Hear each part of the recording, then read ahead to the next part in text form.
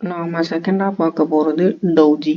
இந்த candle stick எப்படி form ஆகும்னு பார்த்தீங்கன்னா, மார்க்கெட்ல ஓப்பன் அண்ட் க்ளோஸ் சேம் பிரைஸ்ல இருக்கும். இந்த கேண்டிலுக்கு விக்ஸ் இருக்கும் டபுள் சைடும். அதாவது இங்க பார்த்தீங்கன்னா ஓப்பன் இருக்கு, க்ளோஸ் இருக்கு, ஆல்மோஸ்ட் சேமா இருக்கும். சம் டிக் சைஸ் ஃபிளக்சுவேஷன்ஸ் இருக்கலாம். மரோசோல பார்த்த மாதிரி ஹையும் லோவும் இருக்கும், பட் விக்ஸ் பெருசா இருக்கும். என்னன்னா பையர்ஸ் என்ன பண்ணுவாங்கன்னா பை பண்ணிட்டே மேல போவாங்க, செல்லர்ஸ் வந்து நான் பை பண்ண விட மாட்டேன் அப்படின்ட்டு செல் பண்ணுவாங்க. ஸோ இங்கே தான் ரிஜெக்ஷன்ஸ் வருது. அண்ட் செல் பண்ணிட்டு இவ்வளோ தூரம் போகும்போது பையர்ஸ் என்ன பண்ணுவாங்க, நான் செல் பண்ண விட மாட்டேன் அப்படின்ட்டு எப்படி புஷ் பண்ணி இங்கே எடுத்துகிட்டு போய் நிறுத்துவாங்க. ஸோ அதனால தான் இந்த சின்ன பாடி மாதிரி ஃபார்ம் ஆகும். ஸோ இது ஒரு இன்டிசிஷன் கேண்டில். மார்க்கெட் டைரக்ஷனை ப்ரெடிக்ட் பண்ண முடியாது. எங்கே வந்தாலுமே சரி, மார்க்கெட்டில் பையர்ஸும் சரி செல்லர்ஸும் சரி ஒருத்தருக்கு ஒருத்தர் விட்டு கொடுக்க மாட்டேன்றாங்க.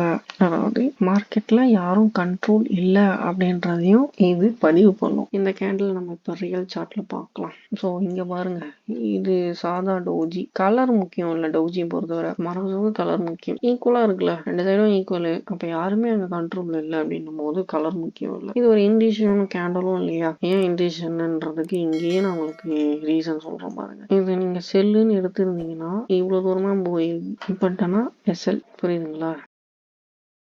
ஜஸ்ட் என்ன சப்ஸ்கிரைப் பண்ணிட்டு என்னை ஃபாலோ பண்ணிக்கோங்க. அப்கமிங் வீடியோஸில் நம்ம கனெக்டடாக இருக்கலாம். தேங்க்யூ.